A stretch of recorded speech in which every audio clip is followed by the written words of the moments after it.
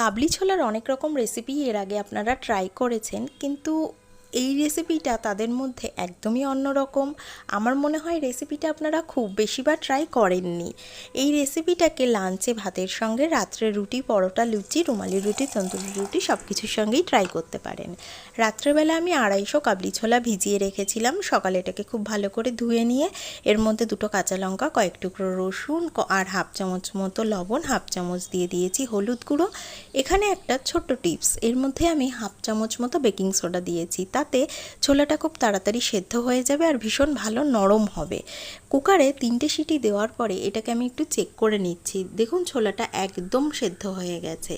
এরপর কড়াইটাকে ভালো করে গরম করে 1 চামচ বাটার দিয়ে দিচ্ছি। বাটারের মধ্যে দিয়ে দিচ্ছি 2টো কাঁচা লঙ্কার টুকরো, তার মধ্যে দিয়ে দিচ্ছি হাফ ইঞ্চি মতো আদার টুকরো। এরপর আমি এর মধ্যে দিয়ে দিচ্ছি কয়েক টুকরো রসুন, তারপর 2টো পেঁয়াজকে টুকরো টুকরো করে কেটেছি আর 2টো টমেটোকেও টুকরো করে কেটে এর মধ্যে দিয়ে দিলাম। এরপর এর মধ্যে ছোলার সঙ্গে যে লঙ্কা রসুনগুলো দিয়েছিলাম সেটাও দিয়ে দিলাম, একটু ধনেপাতা দিয়ে দিচ্ছি আর 1 চামচ মতো লবণ দিয়ে হালকা করে ভেজে এটাকে আমি একটু ঢেকে রাখছি। 5 মিনিট মতো পরে এটাকে আমি মিক্সিং জারের মধ্যে দিয়ে ভালো করে একটা পেস্ট তৈরি করে নেব। এই পেস্টটা আপনারা একবার দেখতেই পাচ্ছেন যে আমি কিন্তু পেস্টটাকে আর ছেঁকছি না। পেস্টটা ঠিক যে অবস্থায় আছে ওই অবস্থাতেই এটাকে আমি রান্না করব। এরপর কড়াই ভালো করে গরম করে এর মধ্যে 1 চামচ মতো বাটার দিয়ে দিচ্ছি, তার মধ্যে 2টো কাঁচা লঙ্কা দিয়ে দিচ্ছি। এরপর এর মধ্যে দিয়ে দিচ্ছি আমি যে পেস্টটা করে রেখেছিলাম সেই পেস্টটা দেওয়ার পরে একে একে আমি ঘরে থাকা যে মশলাগুলো সেগুলো দিয়ে দেব। এই যেমন ধরুন ধনে গুঁড়ো 1 চামচ, কাশ্মীরি লঙ্কা গুঁড়ো 1 চামচ, আর দিয়ে দিয়েছি এর মধ্যে হাফ চামচ মতো হলুদ।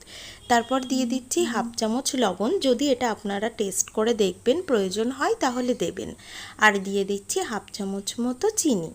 এবার মশলাটাকে খুব ভালো করে কষিয়ে আমি এর মধ্যে আগে থেকে সেদ্ধ করে রাখা কাবলি ছোলাটাকে ঢেলে দিচ্ছি। কাবলি ছোলাটা দিয়ে একটু ভালো করে কষিয়ে নিচ্ছি। খুব বেশিক্ষণ কষাবেন না, 3 থেকে 4 মিনিটেই এটা হয়ে যাবে। কষিয়ে নেওয়ার পরে এরপর একটু টেস্ট করে দেখে নেবেন যে লবণ, চিনি, সব মশলার অনুপাত সব কিছু ঠিকঠাক আছে কিনা। সব কিছু ঠিকঠাক থাকলে এর মধ্যে হাফ চামচ গরম মশলা গুঁড়ো দিয়ে ব্যাস এটাকে নামিয়ে নেবেন। এটাকে আপনারা আপনাদের সুবিধা অনুযায়ী সার্ভ করতে পারেন, তবে খেতে কিন্তু অসাধারণ হয়। এই ভিডিওটা যদি আপনাদের মনে হয় ভালো লেগেছে বা এখান থেকে আপনাদের কোনো উপকার হয়েছে, তাহলে চ্যানেলটিকে অবশ্যই সাবস্ক্রাইব করবেন এবং লাইক বাটনটিতে একটা প্রেস করে দেবেন।